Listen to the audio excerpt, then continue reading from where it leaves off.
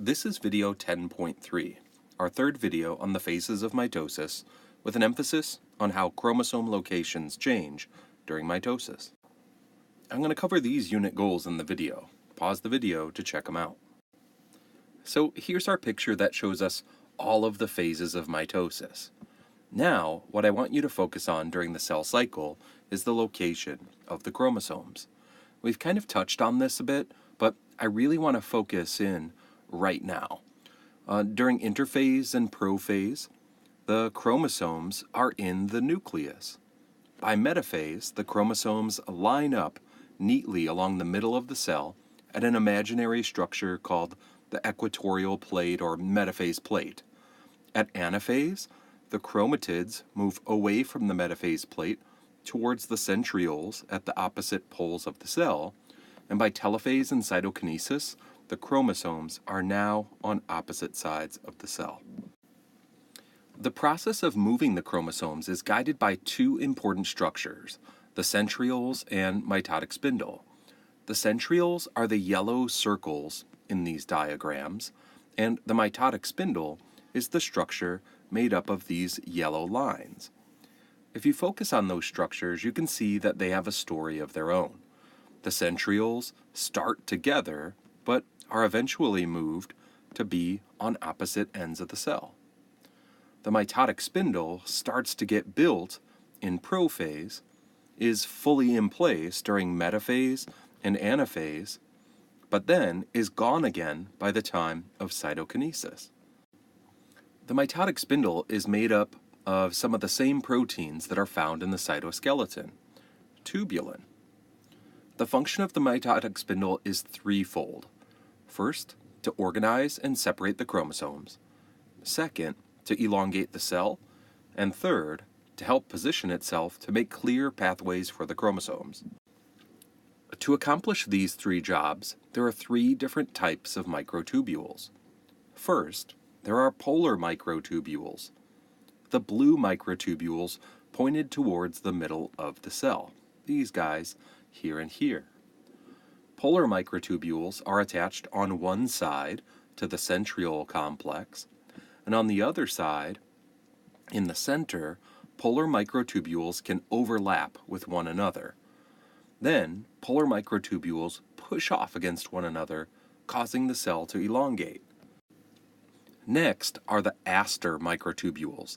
Astor means star, and Astor Microtubules kind of form this star shape on the backside of the centrioles. Astor Microtubules are attached to the centriole complex on one side, and on the other side of the Astor Microtubule, it's attached to the membrane. Astor Microtubules anchor into the membrane and keep the spindle in place during mitosis. Finally, there are the Kinetochore Microtubules.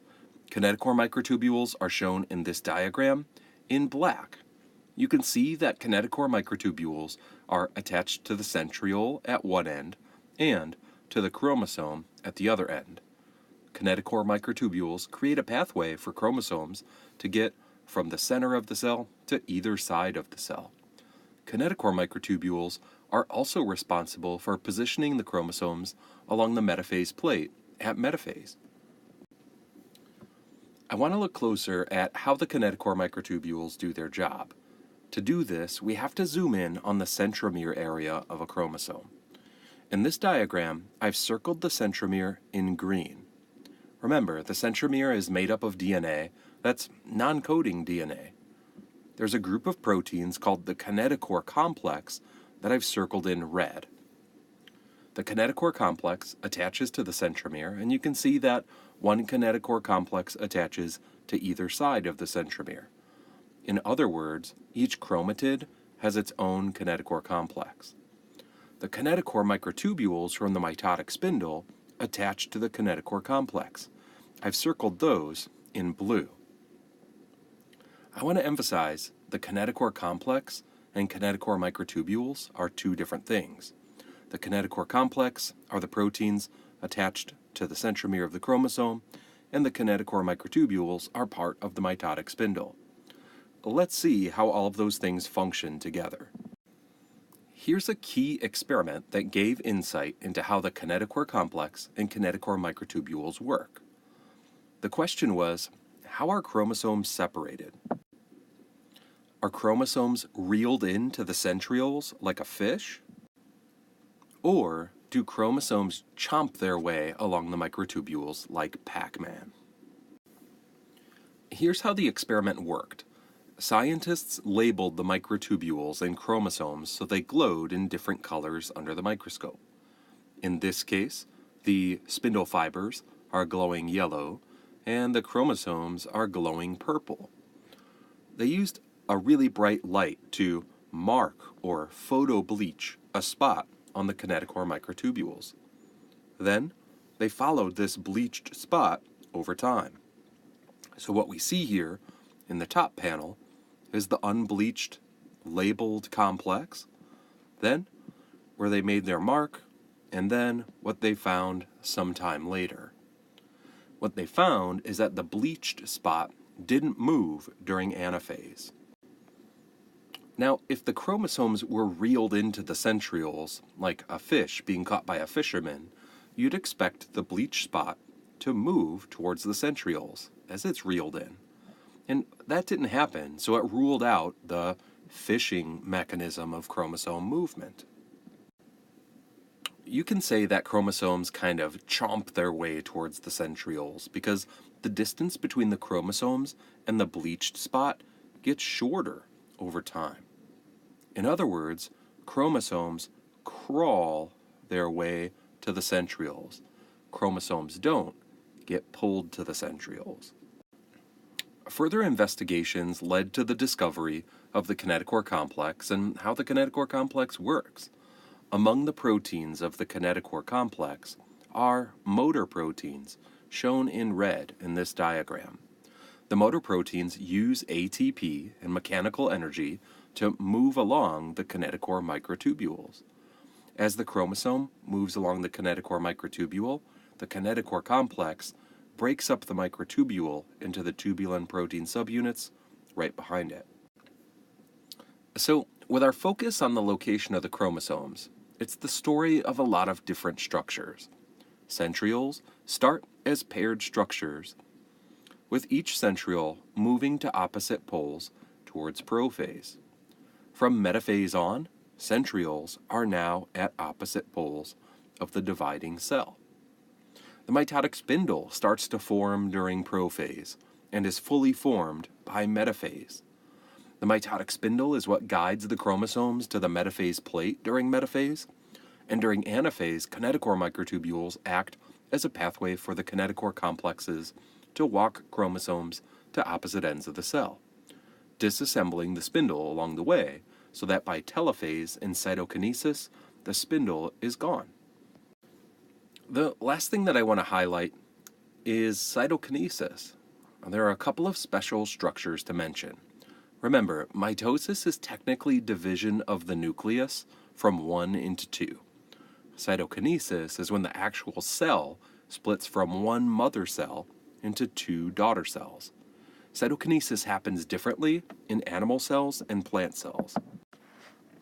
In animal cells, there is a special ring of actin that forms around the middle of the cell.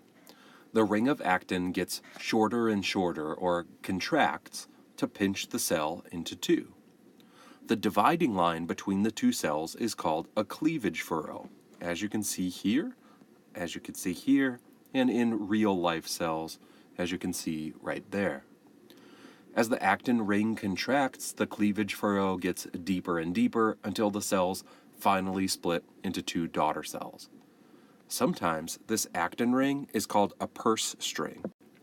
The reason that actin ring is called a purse string because it kind of works like this part of one of those gym bags. That's also on purses too.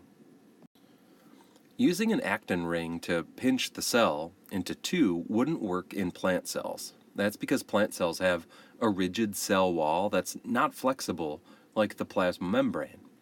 So, to divide plant cells into 2, plants use a cool trick. Remember that plant cells have a cell wall, but also underneath that, there's a cell membrane too. So, to divide in half, plant cells have to make a new cell wall, but also a new membrane too. What plant cells do is they use vesicles to bring cell wall pieces to the middle of the cell. And these vesicles line up along the middle in a structure called the cell plate. But here's the cool part.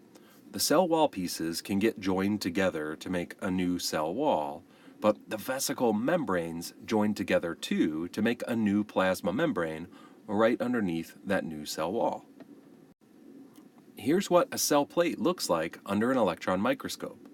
You can see the nuclei on either side of the cell and all of these vesicles lining up along the middle to make a new cell wall along the middle and then new cell membranes on either side of that new cell wall.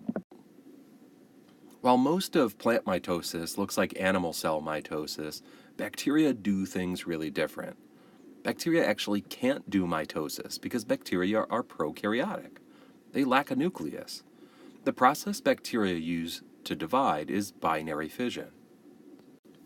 We talked about this before when we thought about the endosymbiotic theory. When mitochondria and chloroplasts replicate, they do so using a process that looks just like this. Another thing about bacteria is that bacteria have just one chromosome, which is a circle shape. Having one chromosome makes cell division more straightforward in bacteria compared to plant cells and animal cells. So the chromosome is duplicated right here. The cell gets elongated, as shown here, and then the cell gets split into two. There's no spindle involved in this process, but it's still important that each daughter cell gets one chromosome and one cell doesn't end up with two or no chromosomes at all. So it's thought that the chromosomes somehow attach to the membrane in certain spots to help make sure that they get sorted correctly. Here's a cool picture of E. coli doing fission. You can see cells that are just about to divide, like this one. You can see cells that are getting longer, like this one in the elongation phase, and cells that are pretty short and either not dividing or just starting the process. So let's recap. To learn about the cell cycle, you can follow the centrioles and mitotic spindle. The centrioles and mitotic spindle help organize chromosomes during the cell cycle. The mitotic spindle is made up of polar microtubules that help elongate the cell, Astor Microtubules that help keep the spindle in place, and Kinetochore Microtubules that make a pathway for the Kinetochore complexes to walk chromosomes to either end of the cell. As for cytokinesis, plant cells and animal cells use different strategies to accomplish the same goal. Animal cells use an actin ring purse string, and plant cells make a cell plate to divide the mother cell into two daughter cells. Bacteria use a different strategy entirely. Bacteria divide using binary fission, not mitosis.